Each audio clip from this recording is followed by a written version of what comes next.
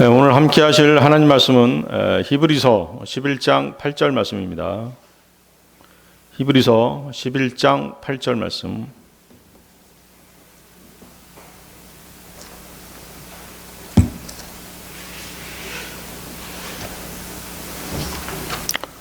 자, 히브리서 11장 8절 말씀 찾으셨으면 제가 받들어 읽겠습니다. 믿음으로 아브라함은 부르심을 받아 훗날 상속 재산으로 받게 될 곳으로 나가면서 순종하였고 자기가 어디로 가는지 알지 못한 채 나갔으며. 저는 오늘 그리스도인은 무엇으로 부름을 받았는가라는 제목으로 여기 모이신 형제 자매님들과 하나님의 말씀을 함께 하고자 합니다. 그리스도인은 믿음으로 구원을 받은 이후에 하나님의 부르심을 받습니다. 먼저 지역교회로 부르심을 받습니다. 지역교회는 복음을 전하고 성도들을 온전하게 세워주며 하나님을 영화롭게 해드리기 위해서 하나님께서 세우신 장소입니다. 따라서 그리스도인들을 향한 하나님의 부르심의 목적이 가장 잘 나타나는 곳이, 또 가장 잘 성취되는 곳이 지역교회인 것입니다. 본문에서는 아브라함이 갈대아 우르를 처음 떠나라는 부르심을 받았을 때 주님은 그에게 목적지를 알려주지 않으셨습니다. 그래서인지 본문의 아브라함의 순종은 온전한 순종이 아닌 부분적인 순종이었습니다. 창세기 11장 31절 32절 말씀에는 데라가 자기 아들 아브람과 하란의 아들 곧 자기 손자 롯과 자기 며느리 즉 아브라함의 아내 사레를 데려가니라. 그들이 그들과 함께 갈대아 사람들의 우르에서 떠나 가나안 땅으로 가려 하였으며 하란에 이르러 거기 거하니라. 데라의 생애는 205년이었으며 데라가 하란에서 죽으니라. 아브라함의 아버지의 이름이 데라죠. 데라는 그의 식구들을 데리고 하란에 와서 살다가 거기서 죽게 됩니다. 사도행전 7장 2절에서 4절 말씀은 아브라함이 하란에 거하기 전 메소포타미아에 있을 때 하나님께로부터 떠나라는 명령을 받았다고 말씀하십니다. 사도행전 7장 2절에서 4절 말씀인데요. 그가 이르되 사람들아 형제들아 아버지들아 귀를 기울이라. 우리 조상 아브라함이 하란에 거하기 전 메소포타미아에 있을 때 영광의 하나님께서 그에게 나타나 그에게 이르시되 너는 내 고향과 친족을 떠나 내가 내게 보여줄 땅으로 들어가라 하시니 이에 그가 갈대아 사람들의 땅에서 나와 하란에 거하였고 그의 아버지가 죽음에 그분께서 그를 거기에서 지금 너희가 거하고 있는 이 땅으로 옮기셨느니라. 거기 이제 3절 보면 내가 내게 보여줄 땅으로 들어가라. 보여주신 땅이 아니죠. 보여줄 땅입니다. 그러다 보니까 아브라함은 이제 그 땅을 못 보았기 때문인지 바로 순종하지 못했던 것이죠. 온전한 순종을 못했던 것입니다. 아브라함은 갈대아 우르에서 고향과 친족을 떠나라는 하나님의 명령을 받고도 하란에서 살 때까지는 그 명령을 지키지 않다가 아버지 데라가 죽자 그 명령을 지킨 것입니다. 그는 하란을 떠날 때도 혼자 떠나지 않았습니다. 조카 롯을 데리고 떠났던 것입니다. 그가 롯과 떨어지지 않았기에 하나님께서는 롯과 아브라함의 목자들 사이에 불화를 일으키죠. 불화를 일으켜서 그 둘을 떼어 놓으십니다. 하나님의 분명한 의도가 있으신 것이죠. 그때까지 아브라함은 부분적인 순종만 한 것입니다. 또한 그는 약속의 땅에 거해야 함에도 불구하고 그 땅에 기근이 있다는 이유로 이집트로 내려가기도 했습니다. 그러나 성경은 아브라함을 믿음의 사람으로 인정해주고 계십니다. 그는 하나님께서 보여주신 주신 땅으로 간 것이 아니라 하나님께서 보여주실 땅으로 갔기 때문입니다. 창세기 12장 1절에도 같은 말씀이 있습니다. 그런데 전에 주께서 아브라함에게 이르시되 너는 내 고향과 친족과 아버지 집에서 나와 내가 내게 보여줄 땅으로 가라. 아직 땅을 보여주시지 않으신 거죠. 하나님께서는 아브라함에게 아직 땅을 보여주지 않으셨습니다. 그는 어디로 가야 하는지도 모르면서 하나님의 약속을 믿고 무작정 떠난 것입니다. 앞으로 어떤 위험이 생길지, 앞으로 어떤 일이 벌어질지 예측할 수 없었습니다. 그럼에도 불구하고 그는 떠났고 하나님께서는 단계적으로 그에게 분명한 부르심의 약속을 주셨고 아브라함은 그 약속들을 모두 믿었던 것입니다. 그리스도인과 아브라함의 믿음의 여정에는 차이가 있죠? 어떤 차이가 있습니까? 그리스도인들은 처음부터 목적지가 어디인지를 알고 출발합니다. 우리 그리스도인들의 목적지가 어디입니까? 정확한 목적지. 네, 하늘나라 어디입니까? 새치 하늘 어디입니까? 주님 계신 곳 어디요? 새 예루살렘이죠. 새 예루살렘 아시겠습니까? 여러분들 목적지를 잘 모르고 계셨네요. 새 예루살렘입니다. 아시겠죠? 여러분의 목적지를 알고 계셔야죠. 하나님께서는 그리스도인들이 새 예루살렘에 도착하기 전에 다양한 은혜로 그를 부르십니다. 오늘 이 시간에는 그런 하나님의 은혜의 부르심에는 무엇이 있는지 알아보는 시간을 갖고자 하는 것입니다. 여러분들이 목적지를 잘 몰랐기 때문에 지금까지 부분적인 순종만 하신 것입니까? 네? 그런 것이에요? 자, 그리스도인은 무엇으로 부름을 받았나? 첫 번째, 하나님의 놀라운 빛 가운데로 부르심을 받았습니다. 여러분들 베드로전서 2장 9절 말씀 보십시오. 베드로전서 2장 9절 말씀.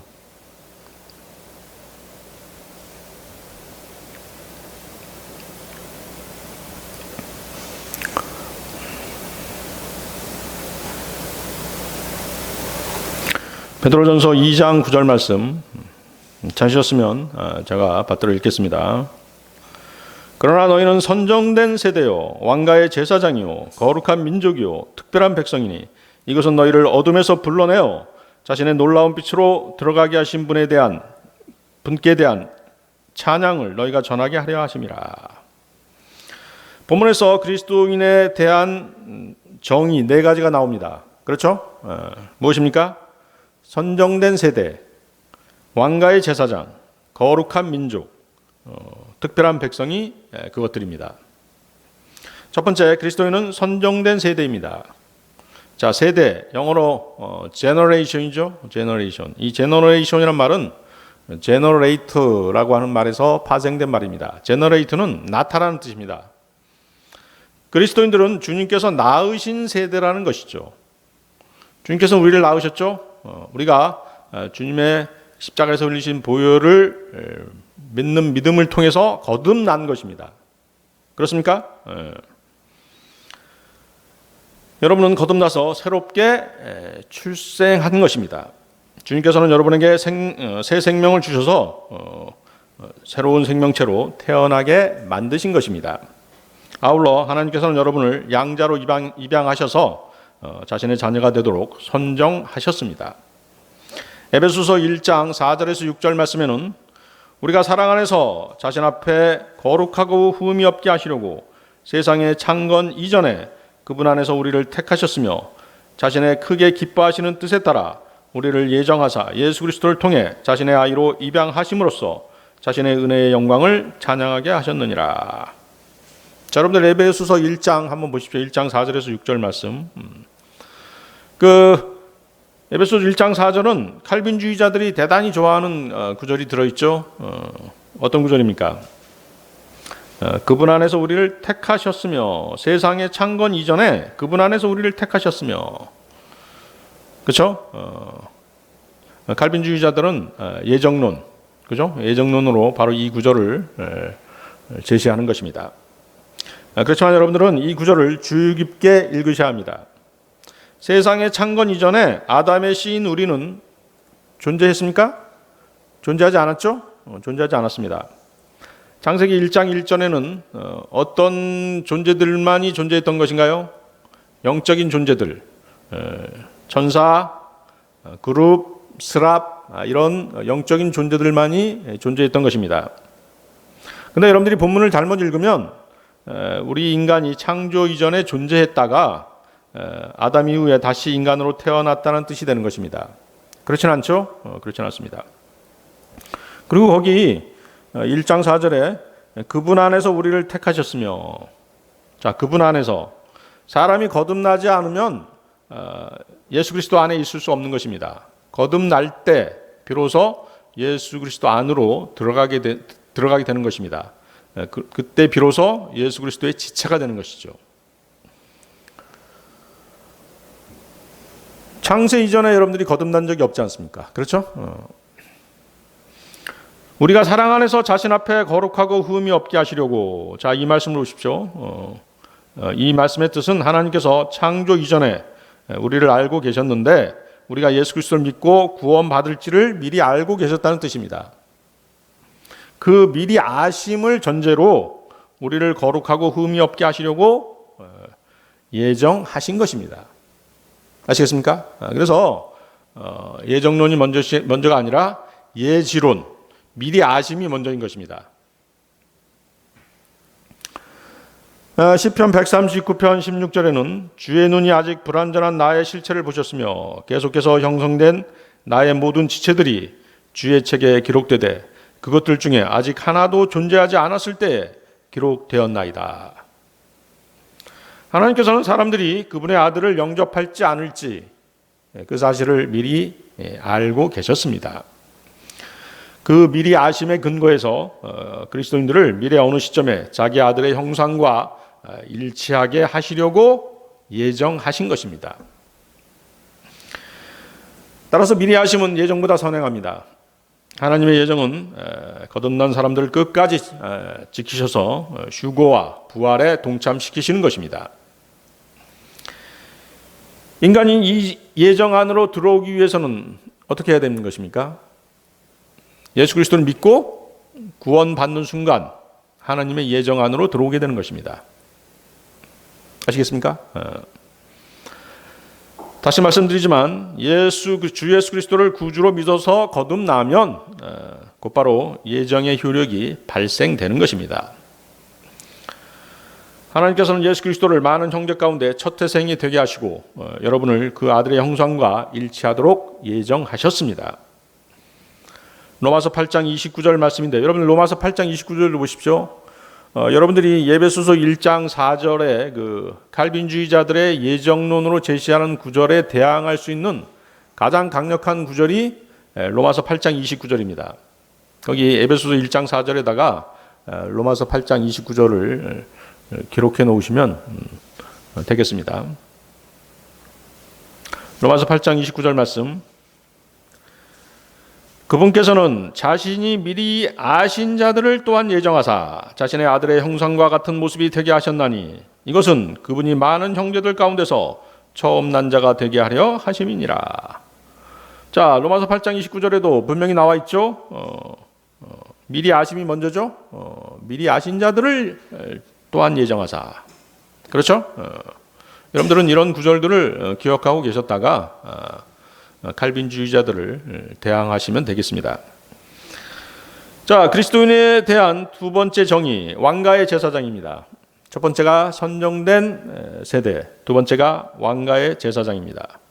하나님의 자녀가 된 사람은 누구나 제사장의 신분을 자동적으로 취득하게 됩니다. 요즘 그 뉴스에 보니까 경찰대학교에 대해서 말이 좀 많죠? 경찰대학교 졸업하면 바로 6급인가 7급인가 이렇게 그 직급을 준다고 하잖아요. 그렇죠? 그러다 보니까 부당하다는 얘기가 지금 나오고 있죠. 대학교 졸업해서 경찰 시험을 보면 이제 그 말단부터 시작하지 않습니까? 그죠? 말단 9급부터 시작하는데 바로 경찰대학 졸업하면 이제 뭐 6급, 7급 이렇게 줘버리니까 형평성에 문제가 있다라고 이제 얘기가 되는 것이죠. 물론 이제 뭐 그것이 부당하다고 한다면 이제 법을 고치면 되겠죠. 그렇죠? 그런데 어때요? 우리 그리스도인들은 구원받는 순간 바로 뭐가 되는 것이에요? 제사장으로 이제 바로 취임하는 것입니다. 과거 구약에서는 어떻습니까? 제사장이 될 수 있는 사람들은 누구였죠? 레위인, 그렇죠. 레위인들만이 제사장이 될 수 있었죠. 이 은혜 시대에는 거듭난 모든 그리스도인들은 자동적으로 제사장의 직분을 취득하는 것입니다. 이 법은 바꿀 수 있을까요? 바꿀 수 없죠. 하나님께서 제정하셨기 때문에 부당하다고 얘기할 수 없는 것입니다. 또 우리의 구원의 대장이신 예수 그리스도께서는 지금 대제사장으로 하나님 우편에 앉아 계십니다. 히브리서 3장 1절 말씀인데요. 그러므로 거룩한 형제들 곧 하늘의 부르심에 참여한 자들아 우리의 신앙 고백의 사도시며 대제사장이신 그리스도 예수님을 깊이 생각하라. 주님께서 대제사장이면 주님을 따르는 우리들은 당연히 제사장들인 것입니다. 베드로전서 2장 5절 말씀인데요. 너희도 살아있는 돌들로서 영적 집으로 건축되고 예수 그리스도를 통해 하나님께서 받으실 만한 영적 희생물을 드리는 거룩한 제사장이 되었도다. 자, 여러분들이 제사장이 되었으면 영적 희생물을 드릴 수 있어야 되는 것입니다. 영적 희생물에는 뭐가 있나요? 영적 희생물. 여러분들이 드려야 될 영적. 첫 번째, 찬양의 제물이 있죠? 찬양의 제물이 있습니다. 두 번째, 하나님의 이름에 감사하는 제물이 있습니다. 세 번째, 선을 행하는 것과 나누어 주는 것이 있습니다. 네 번째, 믿음의 희생과 섬김이 있습니다. 다섯 번째, 가장 중요한 것인데요. 자신의 몸을 살아있는 희생제물로 하나님께 드리는 것입니다. 헌신이죠? 헌신입니다. 여러분들 기도하실 때, 무릎 꿇고 기도하실 때 나의 몸을 주님의 도구로 써 주십시오라고 이렇게 기도하면 바로 헌신을 하는 것입니다. 주님께서는 그 기도를 한 귀로 듣고 한 귀로 흘리시는 그런 분이 아니세요. 그 여러분들의 기도를 다 귀담아 들으셨다가 필요한 때 적재적소에 여러분들을 들어서 쓰시는 것입니다. 자, 그런 말씀들, 여러분들이 드려야 될 영적인 제물들에 대한 말씀들이 성경에 나와 있죠. 히브리서 13장 15, 16절 말씀에는 그러므로 우리가 그분으로 말미암아 계속해서 찬양의 희생을 하나님께 드리자. 그것은 곧 그분의 이름에 감사를 드리는 우리 입술의 열매니라. 오직 선을 행하는 것과 나누어 주는 것을 잊지 말라. 하나님께서는 이 같은 희생을 매우 기뻐하시느니라. 빌립보서 2장 17절 말씀에는 참으로 그러하며 또 너희의 믿음의 희생과 섬김 위에 내가 헌물로 드려질지라도 나는 기뻐하고 너희 모두와 함께 기뻐하리니. 로마서 12장 1절 말씀에는 그러므로 형제들아 내가 하나님의 긍휼을 힘입어 너희에게 간청하노니 너희는 너희 몸을 거룩하고 하나님께서 받으실 만한 살아있는 희생물로 드리라. 그것이 너희의 합당한 섬김이니라. 그래서 여러분들은 제사장이기 때문에 영적인 제물들을 드릴 수 있어야 되는 것입니다. 아시겠습니까? 그래야지만이 제사장의 직무를 또 소임을 다 하는 것이에요. 직분만 취득하고 아무것도 안 하면 무슨 소용이 있겠습니까? 여러분들 그 면허증 짜놓고 장롱에다 처박아두면 되겠습니까? 장롱 면허증 많죠, 그렇죠? 여러분들 제사장으로 취임했지 않습니까? 제사장에 합당한 직무를 수행해야 되는 것입니다. 그것은 바로 영적인 제물들을 드릴 수 있어야 된다는 것이죠. 자, 영적인 제물들 뭐가 있었습니까? 찬양의 제물, 하나님의 이름에 감사하는 제물, 선을 행하는 것과 나눠주는 것, 믿음의 희생과 섬김, 자신의 몸을 희생물로 하나님께 드리는 것. 아시겠죠? 꼭 여러분들 열심히 제사장의 직무를 잘 수행하시기 바랍니다. 그리스도인에 대한 세 번째 정의는 거룩한 민족입니다. 거듭난 그리스도인은 세상의 다른 민족들로부터 불러내심을 받아 그들로부터 성별되어 거룩한 민족이 된 사람들입니다.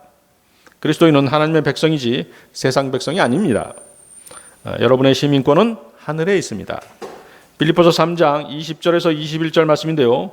우리의 생활 방식은 하늘에 있으며 거기로부터 또한 우리가 구원자 주 예수 그리스도를 기다리노니 그분께서는 모든 것을 자기에게 복종시킬 때 사용하는 능력을 발휘하사 우리의 천한 몸을 변화시켜 자신의 영광스러운 몸과 같게 만드시리라. 자, 우리의 생활 방식이 하늘에 있죠? 하늘에 있습니다. 우리가 하늘의 시민이기 때문입니다. 장차 그리스도인이 거처할 곳은 새 예루살렘이며 그리스도인의 국적은 특정한 세상 나라가 아니라 하나님의 거룩한 민족입니다. 그러다 보니 그리스도인에 대한 네 번째 정의는 특별한 백성입니다. 그리스도인이 특별한 백성에 속한다는 사실을 어떻게 알 수 있죠? 여러분의 특권 뭐가 있나요? 여러분은 구원받을 때 무엇을 선물로 받았습니까? 영생을 선물로 받았죠? 영생을 선물로 받았습니다. 그 영생을 선물로 받았다는 것이 바로 특별한 백성이라는 증거입니다. 또 무엇이 있습니까? 하늘나라의 시민권을 갖고 있고 그리스도께서 나타나실 때, 다시 오실 때 들림받을 것이며 장차 천상에 갈 수 있는 특권이 있고 썩지 않을 새 몸을 입게 되죠. 또 그리고 그리스도의 심판석에서 상을 받게 됩니다. 주님의 신부로서 하늘에서 혼인잔치의 주인공이 됩니다. 천년왕국에서 주님과 함께 통치하고 백보자 심판에서 주님과 함께 산 자와 죽은 자를 심판하게 됩니다. 이러한 사실들 모두가 그리스도인들이 하나님의 특별한 백성이라는 증거인 것입니다.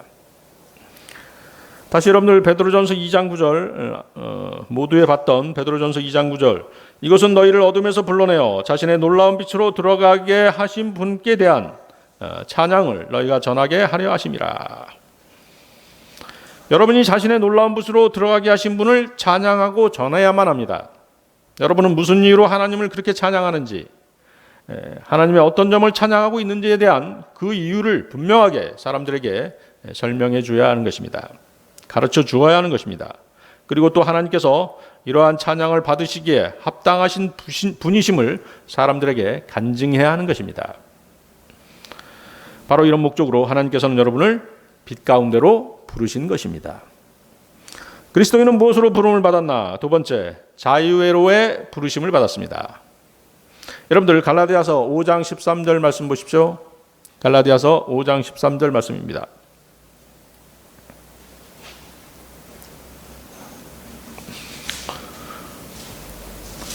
갈라디아서 5장 13절 말씀.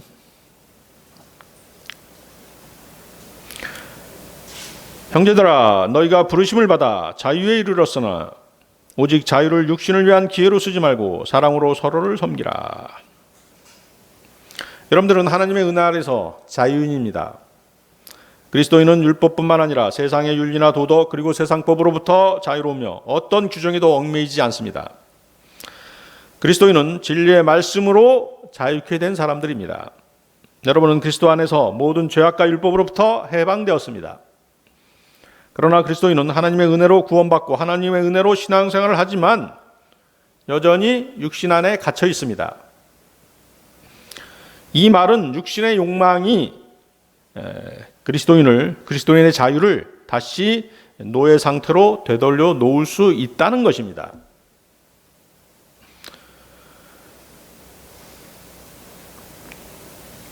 죄의 욕망이 또 육신의 욕망이 죄로 발전하고 그 욕망들이 바로 뭐예요? 다시 여러분들을 노예로 감금시켜 놓을 수 있다는 것입니다. 육신의 욕망을 쫓다 보면 노처럼 소돔과 고모라까지 들어가 버릴 수 있는 것이죠. 롯은 어떻습니까? 아브라함과 헤어진 다음에 소돔의 시민이 됐죠. 창세기 13장 11절 12절 말씀을 보면 이에 롯이 자기를 위해 요르단의 온 평야를 택하고 동쪽으로 옮겨갔으므로 그들이 서로 갈라섬에 아브라함은 가나안 땅에 거하고 롯은 그 평야의 도시들에 거하며 소돔을 향해 장막을 쳤더라. 왜 소돔을 향해 장막을 쳤을까요? 소돔과 고모라의 시민이 되고 싶어 했던 것입니다. 그 땅에 거주민이 되고 싶어 했던 것이죠. 그렇죠? 자신이 육신의 욕망을 따라갔던 것입니다. 다윗도 마찬가지였죠. 일개 양측이었던 다윗은 왕의 지위에 오르자 하나님 앞에 겸손함을 잃어버리고 육신의 욕망을 쫓아 행동했습니다. 대표적인 게 바세바와의 간음이 있었죠. 간음죄가 있었습니다. 그 간음죄는 점점 커져서 또 살인죄까지 저지르게 되죠. 사무엘하 11장 2절에서 4절 말씀인데요. 저녁 때 다윗이 자기 침상에서 일어나 왕의 집 지붕 위에서 거닐다가 한 여인이 목욕하는 것을 지붕 위에서 보았는데 그 여인이 보기에 매우 아름다움으로 다윗이 사람을 보내어 그 여인에 관해 물어보게 하였더니 한 사람이 이르되 이 여인은 엘리암의 딸이요 헷 족속 우리아의 아내인 바세바가 아니니까 하니라. 다윗이 사자들을 보내어 그녀를 데려오게 하니 그녀가 그에게로 들어오니라. 그녀가 그녀의 부정함에서 정결하게 되었으므로 그가 그녀와 함께 누웠고 그녀가 자기 집으로 돌아갔느니라. 다윗은 하나님의 은혜 가운데 세상 모든 것을 얻었지만 그의 욕망을 제어하는 데는 실패했던 것입니다. 그는 율법의 어떤 제물로도 사해지지 않는 간음죄와 살인죄를 저질렀던 것입니다. 간음죄를 저지르고 나서 바세바가 임신을 하게 되니까 그 사실이 바세바의 남편 우리아에게 발각되는 것이 두려워서 우리아를 죽이게 되죠. 우리아가 그때 당시 뭐예요? 군인이었지 않습니까? 그래서 최전방 가장 험악한 곳으로 보내서 죽게 만들었던 것입니다.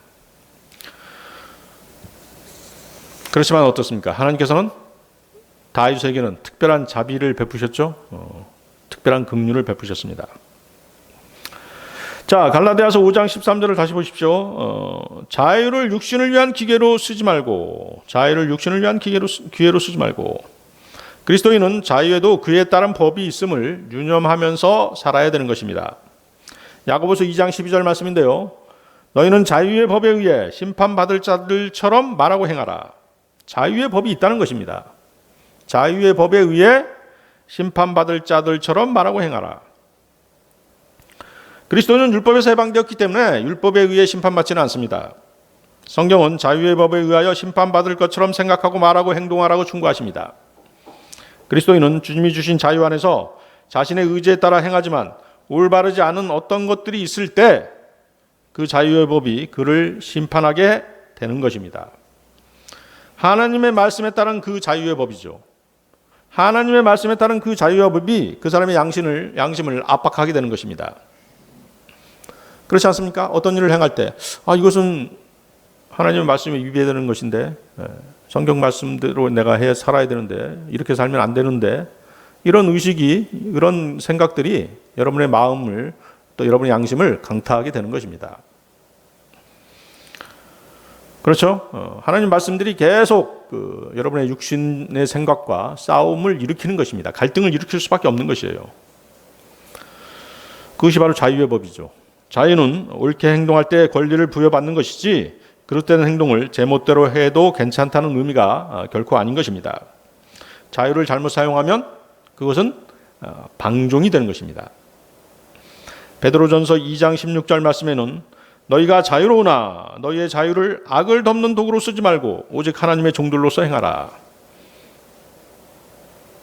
악을 덮는 도구로 사용하면 안 되지 않습니까? 여러분들이 과거, 현재, 미래의 모든 죄를 용서받았습니다.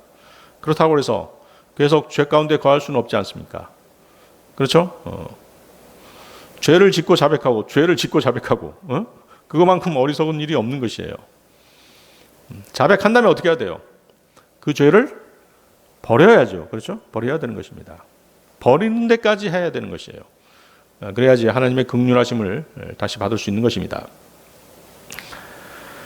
그리스도인은 그리스도의 양심에 따라 자유롭게 행동할 수가 있습니다. 하지만 그 자유를 그릇된 곳에 사용하지 말라고 하나님께서 명령하십니다. 그리스도 안에서 자유를 누리되 그릇된 일을 제멋대로 행하는 방종에 빠지지 말라는 것입니다. 성경적인 의미에서의 참된 자유란 하나님의 규칙들과 규제의 범위에서 벗어나지 않는 것입니다. 하나님께서 합법적으로 정당하게 허용하시는 한계 내에서 행하는 것을 말합니다. 이것이 성경이 말씀하는 자유, 리버티입니다. 그러나 여기서 벗어나 육신의 욕망만을 쫓게 되면 그 사람은 죄의 종이 돼버리는 것입니다. 자, 여러분들 스프링 가지고 장난쳐 본 적 있으시죠? 스프링, 그죠? 스프링을 어느 정도 늘렸다가 다시 손을 놓으면 제자리를 찾아가지 않습니까? 그렇죠? 여러분들의 신앙생활도 마찬가지예요. 항상 제자리를 찾아갈 수 있어야 되는 것입니다.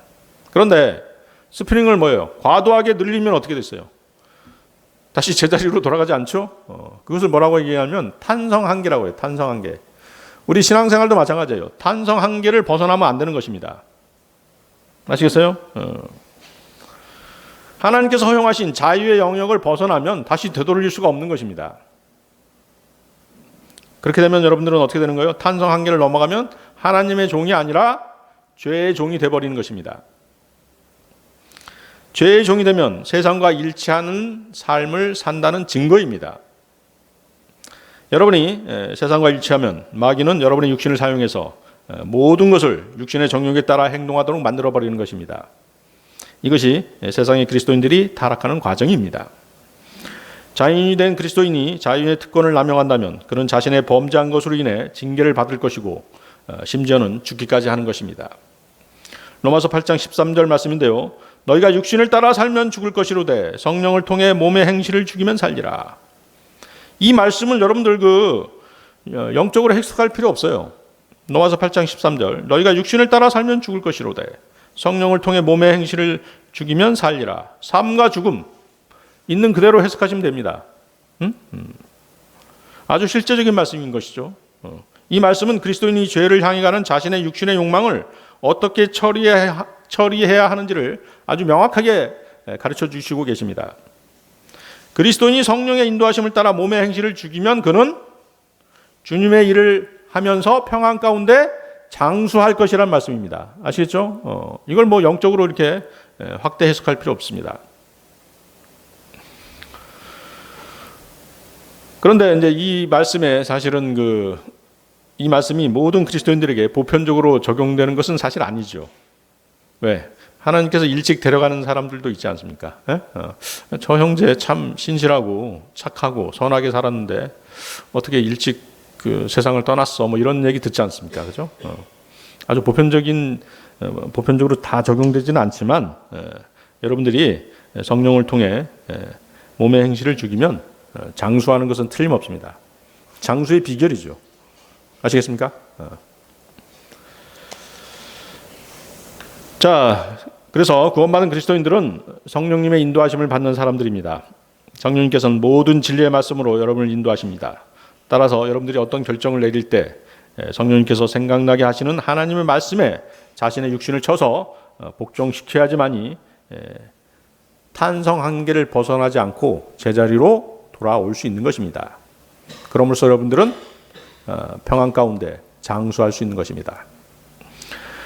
자, 그리스도인은 무엇으로 부름을 받았나? 세 번째, 화평회로 부르심을 받았습니다. 여러분들 골로새서 3장 15절 말씀 보십시오. 골로새서 3장 15절 말씀입니다.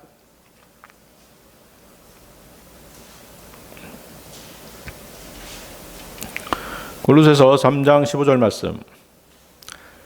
하나님의 화평이 너희 마음속에서 다스리게 하라. 너희도 그 화평에 이르도록 한 몸 안에서 부르심을 받았으니 감사하는 자가 되라. 화평, 더 피스죠? 피스. 하나님의 화평은 성도들의 마음을 다스리고 지배하는 것이기에 성도가 화평 가운데 주님을 섬기는 것은 대단히 중요한 의미를 지닙니다. 로마서 5장 1절 말씀에는 그러므로 우리가 믿음으로 의롭게 되어 우리 주 예수 그리스도를 통해 하나님과의 화평을 누리는도다. 그렇죠? 화평. 한마디로 화평은 뭐라고 얘기할 수 있겠어요? 마음이 평안한 것이죠. 마음이 평안한 것입니다. 여러분 구원 안 받았다고 생각, 여러분의 죄 문제를 해결하지 못했다고 생각해 보세요. 그 죄 문제 때문에 하나님과 화평이 깨진 것입니다. 화평이 있을 수가 없는 것이죠. 그래서 우리는 예수 그리스도를 통해 하나님과 화평을 누리는 것입니다. 하나님과 화평은 일반적으로 어떤 형제 자매들과 문제가 생겼을 때, 또 두 번째는 이제 어떤 가족 간에 어떤 문제가 생겼을 때 그 화평이 깨지게 돼 있죠. 그렇죠? 그것을 피하도록 마음을 다스리는 것이 바로 하나님의 화평입니다. 여러분들 골로새서 3장 15절 위에 보세요. 위에 3장 12절에서 14절 한번 보십시오. 골로새 3장 12절에서 14절 말씀. 그러므로 너희는 하나님께서 선택하신 자요 거룩하고 사랑받는 자로서 긍휼히 여기는 심정과 친절과 겸손한 생각과 온유함과 오래 참음을 입고 누가 누구와 다툴 일이 있거든 서로 참고 서로 용서하되 그리스도께서 너희를 용서하신 것 같이 너희도 그리하며 모든 것 주에 사랑을 입으라. 사랑은 완전하게 매는 띠니라. 자, 마음을 다스리는 것들이 나와 있죠. 긍휼히 여기는 심정, 친절, 겸손한 생각, 온유함, 오래 참음. 그렇죠? 여러분들은 형제 자매들과의 불화를 피하기 위해서 이런 하나님께서 주신 이런 말씀들로 인해서 마음을 다스려야 되는 것입니다. 그래야지 불화를 피할 수 있는 것이죠. 다툼을 피할 수 있는 것입니다.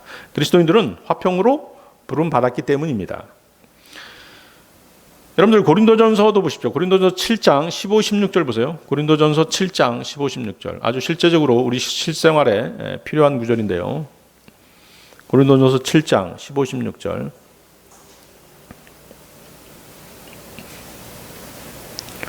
찾으셨습니까? 고린도전서 7장 15, 16절. 그러나 믿지 않는 자가 떠나거든 떠나게 하라. 형제나 자매나 그런 경우에 속박을 받지 아니하느니라. 그러나 하나님은 화평에 이르도록 우리를 부르셨느니라. 오 아내여, 내가 내 남편을 구원할지 어찌 알 수리요. 오 남자여, 내가 내 아내를 구원할지 어찌 알 수 있으리요. 믿음 때문에 가정에 분란이 생기는 경우가 많지 않습니까? 그렇죠? 지금 이제 우리 교회에도 이제 가정에 핍박이 있는 형제 자매들이 있지 않습니까? 그 분란 때문에 신앙생활에 방해를 받더라도 서로 함께 살기를 원한다면 헤어지지 말라는 것이 성경의 가르침입니다. 그러나 만약 믿지 않는 쪽에서 헤어지기를 원한다면 그런 일에 매여 있지 말라는 것 또한 성경의 가르침입니다. 자, 그런데 만약 믿는 쪽에서 먼저 헤어지자고 한다면 어떻게 할 것인가? 그것이 성경적으로 가능한 것일까요? 그것은 비성경적입니다. 아시겠죠? 믿는 쪽에서는 먼저 헤어지다라고 얘기할 수 없는 것이에요. 그 밑에 여러분들 그 위에 보세요. 그 위에 고린도전서 7장 10절 11절 말씀. 결혼한 자들에게 내가 명령하노니 명령하는 이는 내가 아니라 주시니라. 아내는 자기 남편을 떠나지 말라. 그러나 그녀가 떠나거든 결혼하지 말고 지내든지 아니면 자기 남편과 화해하라. 또한 남편도 자기 아내를 버리지 말라. 아시겠죠? 믿는 사람은 먼저 헤어지자라고 믿지 않는 배우자에게 요구할 수 없는 것입니다. 아시겠습니까? 자, 설령 불가피하게 헤어졌다라고 하더라도 다시 화해하고 결합하라는 것이 성경의 권면인 것입니다. 아내가 구원받은 사람이라면 구원받지 못한 남편을 버리지 말아야 하고 남편 역시 마찬가지입니다. 그러나 믿지 않는 남편이나 아내가 이혼하기를 원한다면 헤어지는 것이 속편한 일일 뿐더러 하나님을 섬기는 데 방해받지 않을 것입니다. 그래서 성경은 그러나 하나님께서는 우리를 화평에 이르도록 부르셨느니라고 말씀하십니다. 화평에 이르도록 부르셨느니라. 이 말씀의 정확한 의미는 뭐냐면 자신이 구원받은 사람이라면 자신으로 인해 자신의 배우자가 구원받게 될지 누가 알겠느냐라고 하는 정확한 의미인 것입니다. 아시겠죠? 화평에 이르도록 부르셨다는 것에 대한 정확한 의미를 여러분들이 꼭 기억해 두셔야 합니다. 자신이 구원받았다면 구원받지 못한 배우자는 그만큼 더 구원받을 수 있는 기회가 훨씬 많을 것입니다. 자신 때문에 배우자도 구원받게 될지 어떻게 알 수 있겠습니까? 지금 당장만 생각하지 말고 주님으로부터 칭찬받고 상을 받는 그 날을 생각하면서 살아가라고 성경은 권면하고 계신 것입니다. 자신으로 인해 가족 전체가 구원을 받고 배우자까지 구원을 받게 되면 그 사람의 마음은 하나님의 평안으로 가득 차게 될 것입니다. 가족의 화평은 물론이고 가족을 향한 하나님의 축복 가운데 남은 생을 살아가게 될 것입니다. 이러한 화평으로 인해 그는 당연히 하나님께 감사와 찬양이 넘치게 될 것입니다. 그리스도인은 무엇으로 부름을 받았나? 네 번째, 거룩함으로 부르심을 받았습니다. 베드로전서 1장 15, 16절 보십시오. 베드로전서 1장 15, 16절. 그리스도인은 거룩함으로 부르심을 받았습니다. 베드로전서 1장 15, 16절 말씀. 1장 15, 16절입니다. 베드로전서 1장 15, 16절. 오직 너희를 부르신 분께서 거룩하신 것 같이 너희도 온갖 종류의 행실에서 거룩할지니라. 기록된 바 내가 거룩하니 너희도 거룩하라 하셨느니라. 자, 여기 행실이라고 하는 그 영어 단어를 한번 보세요. 좀 특이한 단어를 쓰고 있는데 conversation이라는 단어를 쓰죠. conversation. 보통 conversation 하면 뭐예요? 뭐 대화 이런 뜻이잖아요, 그죠? 사실 우리가 그 사람이 어떤 말을 쓰는지를 보면 그 사람의 인격을 알 수 있지 않습니까? 친절하고 온유하고 자상한 말투를 쓰면 인격적으로 이 사람이 아주 된 사람이죠, 그렇죠? 근데 이제 우리가 그 사회생활 하다 보면 만나는 사람들이 다 그런 사람들인 것은 아니잖아요. 어떤 어떤 이제 그 모임이라든가 이런 데 가면 아주 그 욕을 엄청 잘하는 사람 있잖아요. 그죠? 그죠? 욕을 안 쓰면 대화가 안 이어지는 사람도 있어요, 사실은. 그죠? 그런 사람들은 이제 뭐예요? 인격적으로 완전히 바닥인 사람들이죠, 사실은. 그래서 여기 행실이라고 하는 단어에 이제 컨버세이션을 행실로 번역을 했는데 맞는 것입니다. 그죠? 그 사람의 말투가 행실에 관계되지 않습니까? 그러니까 뭐예요? 생활 태도잖아요. 매너 오브 라이프. 행실은 바로 매너 오브 라이프입니다. 생활 태도. 그거에 들어가잖아요. 그래서 행실은 그 생활 태도라는 거, 하나의 생활 태도라는 거. 그런데 이 행실이라고 하는 것이 뭐예요? 주위 사람들에게 아주 직접적이고 큰 영향을 미치지 않습니까? 가정만 보더라도 어때요? 가정에서 뭐 아버지, 특히 아버지가 막 그 아이들한테 보여주는 그 행실을 아이들이 따라서 하지 않습니까? 아버지가 술 취하고 맨날 주정이나 했었고 아이들 구박하고 때리기나 했었고 그러면 어떻게 돼요? 그 집안 전체가 엉망진창이 되는 것입니다. 그렇죠? 그 사람의 행실이 주위에 커다란 지대한 영향을 미치는 것입니다. 또 이제 그 아내의 행실, 남편의 행실이 또 부부간에 또 많은 영향을 끼치지 않습니까? 그래서 이제 베드로전서 3장 1절 2절 말씀 보면 여러분들 그 베드로전서 3장 보세요. 한 장 넘겨서 베드로전서 3장 1절 2절 말씀. 아내들아 이와 같이 너희도 너희 남편에게 복종하라. 이것은 누가 말씀에 순종하지 아니하여도 그들 또한 말 없이 아내의 행실을 통해 얻고자 함이니 두려움이 동반된 너희의 정숙한 행실을 그들이 눈여겨보느니라. 말 없이 아내의 행실을 통해 얻고자 함이니. 자, 구원받은 아내는 자신의 행실을 통해 복음에 순종하지 않는 남편을 그리스도께로 돌이키게 할 수 있다는 뜻이 담겨져 있는 것입니다. 아시겠습니까? 꼭 구원받은 아내뿐만 아니라 구원받은 남편도 구원받지 않은 다른 배우자에게 구원받을 수 있는 통로를 제공할 수 있다는 것이죠. 또 구원받지 않은 다른 아버지 부모님들 또 형제들에게 구원받을 수 있는 기회를 제공할 수 있다는 것입니다. 자신의 무엇을 통해서? 행실을 통해서. 아시겠습니까?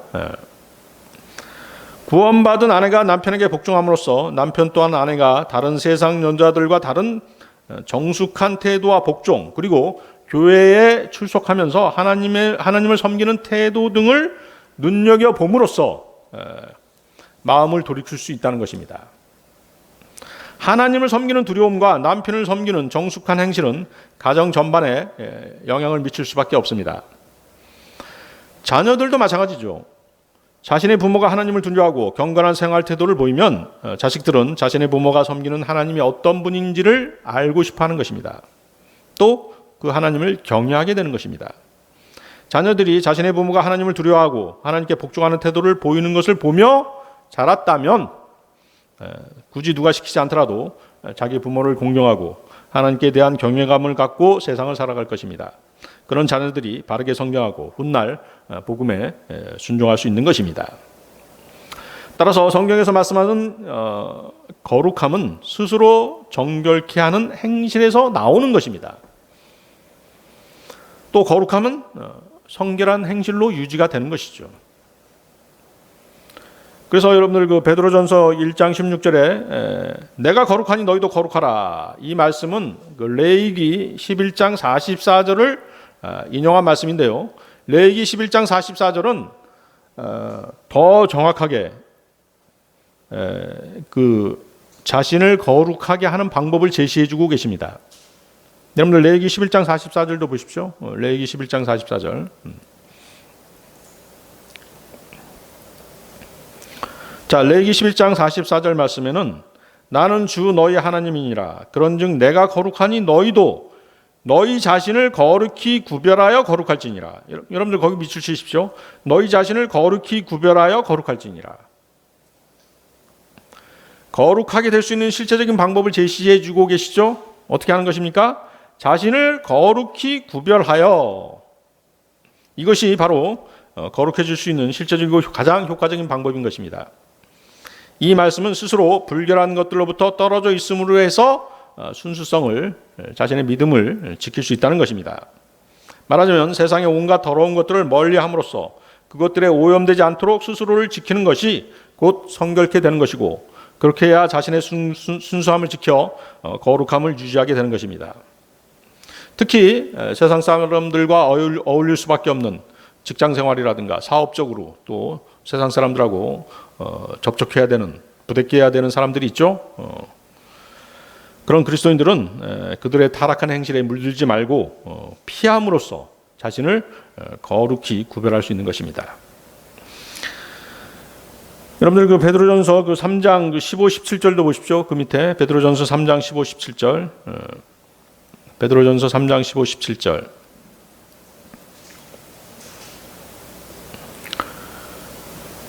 오직 너희 마음속에서 주 하나님을 거룩히 구별하고 너희에게 너희 속에 있는 소망의 이유를 묻는 모든 사람에게 온유함과 두려움으로 대답할 것을 항상 예비하며 선한 양심을 가져라. 이것은 그들이 너희를 가리켜 악을 행하는 자라고 비방하다가도 그리스도 안에 있는 너희의 선한 행실을 거짓으로 비난하는 자들이 부끄러움을 당하게 하려 함이라. 너희가 잘 행함으로 고난을 받는 것이 하나님의 뜻일진데 악을 행함으로 고난을 받는 것보다 그것이 더 나으니라. 자, 그리스도인은 무엇으로 부름을 받았나? 마지막 5번째, 그리스도의 고난의 동참자로 부르심을 받았습니다. 그리스도의 고난의 동참자로 부르심을 받았다. 베드로전서 2장 21절 보십시오. 베드로전서 2장 21절 말씀입니다. 자, 베드로전서 2장 21절 말씀 찾으셨으면 제가 받들어 있습니다. 참으로 너희가 심지어 그 일을 위해 부르심을 받았나니 그리스도께서도 우리를 위해 고난을 당하심으로 우리에게 본을 남기사 너희가 자신의 발자취를 따라오게 하셨느니라. 자, 여러분들 거기 미치십시오. 그 일을 위해 부르심을 받았나니. 그 일이 무엇이겠습니까? 그 일이 무엇이죠? 무엇을 가리키는 말씀입니까? 고난입니다. 고난. 그렇죠? 그리고 거기다도 밑줄 치십시오. 너희가 자신의 발자취를 따라오게 하셨느니라. 너희가 자신의 발자취를 따라오게 하셨느니라. 이 구절은 구원받은 그리스도인들에게 도전을 주는 말씀입니다. 자신이 구원받고 부르심을 받았다면 무엇을 위해 구원받고 무엇을 위해 부르심을 받았느냐는 것입니다. 자, 여러분들은 무엇을 위해 구원받으신 것입니까? 무엇을 위해 부르심을 받았다고 생각하셨습니까? 바로 그 일을 위해, 즉 고난받기 위해 부르심을 받은 것입니다. 사람들은 이 사실을 인정하지 않으려고 하는데요. 여러분들은 반드시 인정하셔야 됩니다. 그리스도인들이 왜 내가 고난을 당해야 되지? 이렇게 아주 의아하게 생각하는 사람들이 많거든요. 하나님께서는 고난을 위해서 여러분들을 부르신 거예요. 그 부르심의 목적 중에 하나가 고난입니다. 여러분들이 이 사실을 인정하면 오히려 쉽게 고난을 돌파할 수 있는 것입니다. 하나님의 능력에 의지해서, 그것이 하나님의 뜻이기 때문에 하나님의 뜻에 순종해서 고난을 기꺼이 돌파할 수 있는 것이죠. 자, 여러분은 고난받기 위해 구원받았습니다. 여러분들은 고난받기 위해 부르심을 받았습니다. 주 예수 그리스도께서도 여러분의 구원을 위하여 몸소 고난을 받으심으로써 그 본을 남겨놓으셨습니다. 주님께서 본을 남겨놓으신 이유가 무엇이겠습니까? 여러분도 그분의 본을 따라 그분께서 걸으셨던 고난의 길을 실제로 따라 걸으라는 말씀입니다. 여러분이 그분이 십자가에서 흘리신 보혈을 신뢰함으로써 구원을 받았다면 여러분은 고난을 받도록 불러내심을 받은 것입니다. 너희가 자신의 발자취를 따라오게 하셨느니라. 그분의 발자취는 바로 고난의 발자취입니다. 그리스도인은 그리스도와 일치한 사람 혹은 작은 그리스도라는 의미를 지니고 있습니다. 그리스도인이 그리스도와 일치하지 않다던가 일치하기를 싫어한다면 그는 그리스도인이라는 호칭을 받을 자격이 없는 사람일 것입니다. 그리스도인이 그리스도와 일치하려면 주님의 발자취를 밟을 수 있어야 합니다. 여러분들 혹시 그 제단 같은 거 해보신 분 계신가요? 본을 뜬다는 그런 말을 하죠. 본을 뜬다. 그 제단할 때 본을 뜬다는 표현 쓰거든요. 그대로 따라서 이렇게 본을 뜨는 것입니다. 여러분들은 그 예수 그리스도의 본을 뜰 수 있는 사람이 되어야 되는 것입니다. 고난의 발자취를 똑같이 밟을 수 있는 사람이 되어야 하는 것입니다. 그리스도인이 그리스도와 일치하려면 주님의 발자취를 밟을 수 있어야 합니다. 그분의 삶을 따라서 살고자 한다면 주님이 모범을 보이신 고난의 본을 따라야 합니다. 그래야 그는 참된 그리스도인이라고 할 수 있을 것이며 모든 점에서 그분과 일치하는 삶을 산다고 할 수 있을 것입니다. 아무런 죄도 없으신 그리스도께서는 바로 우리를 위해 고난의 길을 걸으셨고 우리에게 본을 남기기 위해 고난을 받으셨던 것입니다. 그러면 그리스도인이 어떻게 해야 주님의 고난의 발자취를 따라 걸을 수 있을까요? 무엇을 매야 되는 것입니까? 십자가를 매야 되는 것입니다. 마태복음 16장 24절 25절 말씀인데요. 그때 예수님께서 자기 제자들에게 이르시되 어떤 사람이 나를 따라오려거든 자기를 부인하고 자기 십자가를 지고 나를 따를지니라.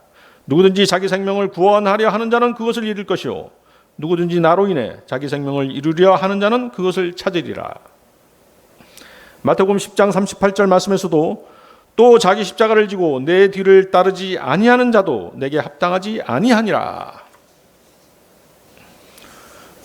주님의 고난의 발자취를 따를 수 있는 방법은 십자가를 지는 것입니다. 십자가는 죽음이고 십자가를 진다는 것은 죽는다는 뜻입니다. 이것은 주님을 위해 죽도록 충성하거나 죽기까지 신실하게 주님을 따른다든가 또 주님으로 인해 목숨까지도 내어놓을 수 있다는 뜻입니다. 그런데 십자가의 죽음은 고상한 죽음이 아닙니다. 그렇죠? 안락사와 같은 그런 죽음이 아니지 않습니까? 십자가는 범죄자의 사형 틀입니다. 주님을 따르고 자기 십자가를 진다는 것은 범죄자로 죽는다는 것을 의미합니다. 예수 그리스도께서는 우리를 위해 죄와 저주가 되셔서 십자가에 달려 죽으셨습니다. 우리를 죄와 저주로부터 구속하시고 주님을 믿는 그리스도의 의가 우리에게 전가되도록 하시기 위해 주님께서는 우리의 죄들과 저주를 모두 자신이 짊어지시고 몸소 죄인이 되셔서 십자가에 달리셨던 것입니다. 고린도후서 5장 21절 말씀에 하나님께서 죄를 알지 못한 그분을 우리를 위하여 죄가 되게 하신 것은 우리가 그분 안에서 하나님의 의가 되게 하려 하심이라. 그분의 의가 우리에게 전가되었죠. 그걸 칭의라고 하죠. 칭의. 임퓨테이션, 의가 전가된 것입니다. 갈라디아서 3장 13절 말씀에 그리스도께서 우리를 위해 저주가 되사 율법의 저주에서 우리를 구속하셨으니 기록된 바 나무에 달리는 모든 자는 저주 받았느니라 하였느니라. 이처럼 자신의 십자가를 지르면 스스로 범죄자가 되어야 하고 죄인으로서 죽어야 합니다. 여러분이 예수 그리스도를 증거하고 하나님을 진리 안에서 섬기고자 한다면 여러분은 세상에 대하여 범죄자가 되어야 하는 것입니다. 세상 사람들은 자신들과는 전혀 다른 길을 걷는 그리스도인들을 범죄자 취급하는 것입니다. 거리 모퉁이나 광장에서 시끄럽게 복음을 전한다는 이유로 고발당하는 것이 지금의 실정입니다. 이런 일들은 주님 오실 날이 가까울수록 점점 더 심해지고 또 줄어들지는 않을 것입니다. 또 법으로도 이런 일들을 규제하려고 준비 중이지 않습니까? 그러나 여러분의 가슴에는 하나님에 대한 사랑과 섬김이 있고 여러분의 입에는 예수 그리스도에 대한 증거와 진리의 말씀이 있습니다. 잠언 6장 27절 말씀에 사람이 자기 품에 불을 품고 자기 옷이 타지 않게 할 수 있겠느냐? 마가복음 4장 21절 말씀에는 또 그분께서 그들에게 이르시되 통 밑에나 침상 밑에 두려고 등잔불을 가져오느냐? 등잔대 위에 두려고 가져오지 아니하느냐? 여러분의 가슴이 진리의 불길로 활활 타오르는데 증거하지 않을 수 있겠습니까? 그러기에 여러분은 자기를 부인하고 자기 십자가를 지고 주님을 따르는 사람이 되어야 합니다. 여러분 구원받을 때 이미 십자가에 못 박혀 세상에 대하여 죽은 사람들입니다. 그렇습니까? 여러분은 주님 다시 오시는 그날까지 십자가에 못 박혀 있어야 되는 것입니다. 그 사실을 부인하느니 열심히 생명의 말씀을 증거하는 것이 더 좋을 것입니다. 그럼으로써 여러분은 예수 그리스도의 고난의 발자취를 따라 걷는 사람이 되는 것입니다. 그것은 여러분이 주님과 일치해 가고 있는 삶을 산다는 증거입니다. 주님의 일들은 선을 행하다가 고난을 받는 것이기에 반드시 주님은 여러분의 그 희생과 봉사와 섬김에 대해 갚아주실 것입니다. 그것이 바로 하나님께서 기뻐하실 만한 것이기 때문입니다. 그리고 이를 위해서 여러분은 하나님께로부터 부르심을 받은 것입니다. 히브리서 11장 6절 말씀. 그러나 믿음이 없이는 하나님을 기쁘게 하지 못하나니 그분께 가는 자는 반드시 그분께서 계시는 것과 또 그분께서 부지런히 자신을 찾는 자들에게 보상해 주시는 분이심을 믿어야 하느니라. 자, 오늘 설교의 결론입니다. 여러분들 베드로전서 5장 10절 말씀 보십시오. 베드로전서 5장 10절 말씀입니다.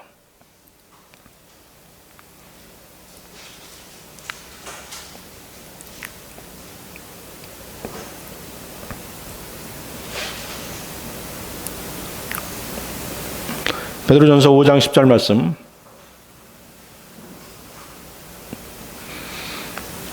찾으셨으면 제가 받들어 읽겠습니다.